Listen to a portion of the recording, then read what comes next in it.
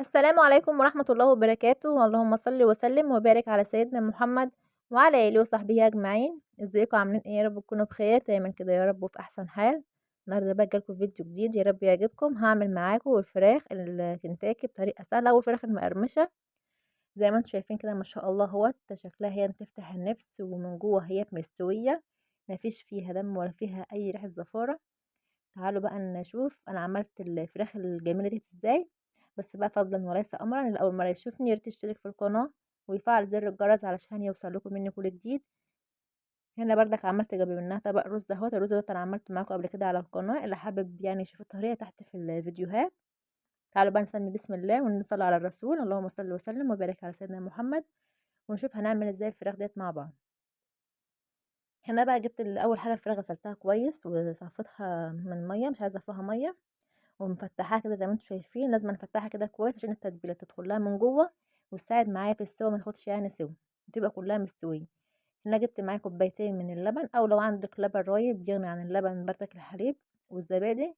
وضفت عليهم هنا كوبايه زبادي كبيره، وهنا بردك ضفت عليهم نص كوبايه خل او معلقتين كبار خل كبار يعني. ومعايا هنا التتبيله بصل باودر وتوم باودر وفلفل اسمر وبهارات فراخ وجنزبيل وكمون وكزبره. ومعايا بردك هنا دبس رمان بردك بيخلي طعم التتبيله حلو. وطبعا ضفت الملح بقى وظبطت كل حاجه، وهنا بقى بنزل عليهم بالفراخ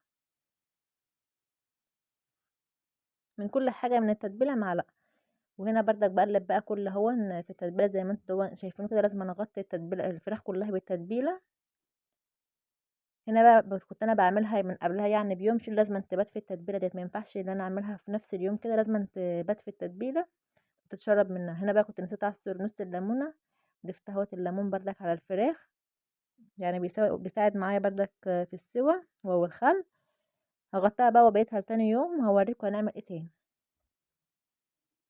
هنا بقى كنت تاني يوم جبت اهوت نص كيلو من الدقيق وضفت عليهم بردك شويه من النشا. ومعايا دون كان نص كيس من البيكنج باودر ضفته بردك عليها على الدقيق كده زي ما انتم شايفين. ونفس التوابل اللي انا كنت ضايفاها على الفراخ هي اللي انا هضيفها بردك على الدقيق زي ما انتم شايفين اهو. قلبت بقى كل هون وظبطت بردك كل حاجه. معايا بقى هنا الفراخ زي ما انتم شايفين اهي بعد ما باتت ليله في التلاجة. وديت بقى ميه في قلبها تلج، لازم تكون ميه متلجه. هنا بقى زي ما انتم شايفين بقى كده بحط الفراخ في قلب الدقيق بالنشا كده، ما بضغطش عليها. هنا بقى ايه بحاول ان انا اشيلها بخفيه كده وانفضها من الدقيق زي ما انتم شايفين كده. مش انا بضغط عليها، لا انا بشيلها من تحت لفوق كده وبنفضها على ايدي وبضيفها اهوت في الميه المتلجه. هو زي ما انتم شايفين اهو طريقتها سهله خالص. وبرجع تاني احطها اهو في الدقيق. بردك هعمل نفس الطريقه هون زي ما انتم شايفين عشان خاطر بس اخد التعريجه بتاعه الكنتاكي كده، وزي ما انتم ما بتشتروه من بره بنفضها هون بالراحه. ما ينفعش ان انا اضغط عليها، او لازم أنا اشيلها بخفيه كده ونفض بقى منها كل الدقيق اللي فيها دوت، او ممكن تعملوها في مصفى وتنفضوا منها دي اي حاجه زي ما انتم شايفين. بس انا بحب يعني اعملها كده على ايدي، ما بتاخدش يعني معايا بردك وقت ولا اي حاجه. هعمل بقى كل الفراخ بنفس الطريقه دي كده زي ما انتم شايفين.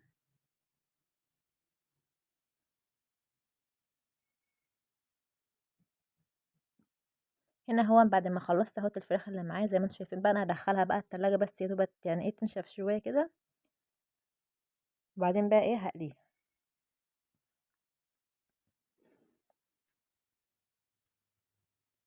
هنا بقى حطيت الزيت يسخن. لازم أن الزيت يسخن قوي، ما ينفعش ان انا اضيف عليه الفراخ وهو لسه ما سخنش. لازم انا اهوت اسخنته زي ما انتم شايفين كده. بس ايه اول ما انزل بالفراخ هدي عليه عشان تبقى الفراخ معايا مستويه من جوه. مش هينفع ان انا اعلي على البوتاجاز كده طول ما هي بتستوي، تبقى اتشعفت من بره كده احمرت ومن جوه هتلاقيها لسه ما استوتش. فانا الاول بس كده بعلي عليها النار، وبعد كده بقى ايه بهدي عليها تستوي براحتها. يعني بتاخد حوالي يجي ربع كيلو قصدي يجي حوالي ربع ساعه في السوا. هنا بقى انا بحب ان انا اعمل ايه، بحب اضيف الوراك يعني مع بعضيها كده تاخد سوا واحد، عشان خاطر الصدور بتاخد وقت شويه في السوا عن الوراك. فأنا ضِفت أهوّة الأول الوراك تستوي عشان كلّها تستوي يعني سِوَى واحد، أهوًا زي ما أنتم شايفين بقى كل ما أحس اللي هي احمرّت باقلّبها كده بالتقليب المستمر كده طول ما هي في الزيت عشان تاخد سِوَى من فوق ومن تحت وتبقى كلّها مستوية.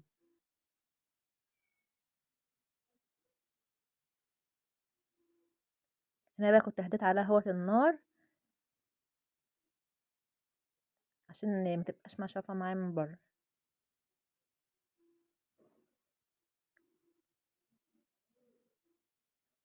أهم حاجة السِوَى بتاع الفراخ دوّة، لازمًا تستوي كويس عشان أنا أصلًا ما سلقتهاش، في ناس بتبقى تحب تدّي لها يعني نُص سلقة كده، يعني يعني تسيبها تستوي شوية وترجع تحمّرها وتعمل اللي أنا عملته ده، يعني تعملها في نفس الدقيق والكلام دوّة وترجع تاني تقليها، فأنا أهوّة إكمنها يعني فراخ صغيرة وكده، فأنا ما سلقتهاش، أنا قليتها زي ما هي كده، أهو زي ما أنتم بقى شايفين أهوّة، شايفين ما شاء الله أهيّة واخدة معايا اللون الدهبي أهيّة من برّه، ومن جوّه برضك كانت مستوية وما فيش فيها برضك دَم نهائي.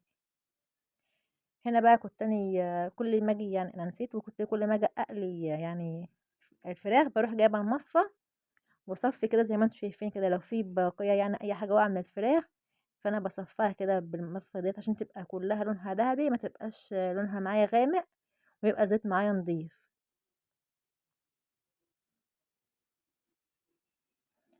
هاحط بقى هنا بقى بقية الفراخ تستوي، برضك أنا باعلّي عليها في الأول، وبارجع إن أنا أهدّي عليها النار تاني، عشان خاطر تستوي كلّها سِوَى واحد. وهنا بقى الصدور ديًّا بقى بتاخد وقت شوية عن الوراك، يعني ما تستعجلوش عليها وتلاقوها بقى احمرت كده تقولوا ده استوت، لأ سيبوها تستوي براحتها، لازمًا تاخد سِوَى يعني كويس عشان ما تبقاش فيها دم ولا فيها أي حاجة.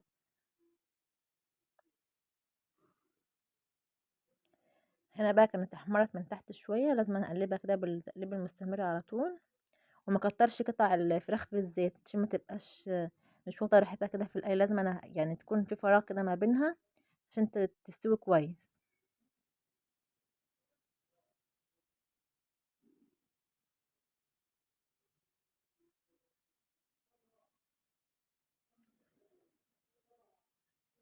طريقتها سهلة خالص والله وما خدتش معايا وقت نهائي، وهو تغيير برضك في الأكل وتوفير عن اللي احنا بنشتريها من برّه، دلوقتي بتتباع برّه غالية، احنا هنا بقى وفّرنا وعملناها في البيت زي ما انتم شايفين أهوًا بالطريقة الجميلة ديّة، وكانت معايا والله طعمها حلو وجميلة، جربوها إن شاء الله تعجبكم. هنا بقى أنا حاطاها على مصفى، ما ينفعش إن أنا أحطها على المناديل هتطريها، لازمًا أنا أحطها كده على مصفى أو شبكة زي ما انتم شايفين كده، عشان الزيت اللي بيطلع منها يصفّى كلّه. لو أنا حطيتها على مناديل هتلاقوا الفراخ طريت منكم ما هياش مقرمشة، أهو زي ما انتم شايفين كده أهون الزيت بقى لو في زيت بينزل بقى على الطبق من تحت. وهنا بقى كنت أنا خلصت أهوت الفراخ بعد ما اتقلت أهيت، شايفين بقى ما شاء الله هي مش شاربة زيت عشان أنا حطاها على المصفى اهيت أو الشبكة، فنزلت كل حاجة فيها. هنا بقى ما شاء الله اهيت الفراخ كلها واخدة سوا واحد ولون واحد اهيت.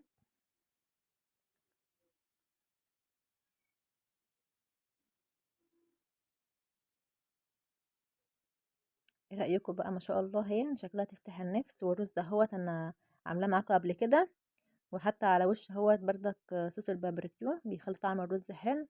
وعملت طبق سلطة، ما كانش بقى عندي صراحة كرنب من بتاع سلطة الزبادي، فانا عملت سلطة من دي، وحطيت جنب منها بردك كاتشب اهو. وده بقى كان غدانا النهاردة، يا رب بقى يكون فيديو النهاردة عجبكم وجربوها ان شاء الله تعجبكم، ويا رب يكون بقى يكون هدفة كده خفيفة على قلوبكم بقى، واسيبكم بقى في رعاية الله وعنايته، والسلام عليكم ورحمة الله وبركاته. وما تنسونيش بقى كده في دعوة حلوة من قلبكم، والسلام عليكم ورحمة الله.